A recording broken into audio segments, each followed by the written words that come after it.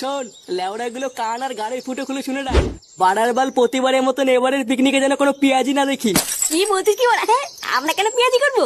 লেওরা আমরা তো শুধু একটু মজা করবো। হ্যাঁ বোকা চুদা, তুই মেন বারো চুদা, জানিস তো? লেওড়ার বাল প্রতিবার তোর এই মজার জন্যই পিকনিকের গাড় মারা যায়। তোর না অনেকদিন পর পিকনিকে যাচ্ছি, তাই এই পিকনিকে যেন কোনো গাড় পেঁয়াজি না দেখি বলে দিলাম। আরে পল্টুদা, তুমি অত রেগে যেও না। তুমি দেখো, এবার আর পিকনিকে কোনো ক্যাচাল হবে না। না হলেই ভালো।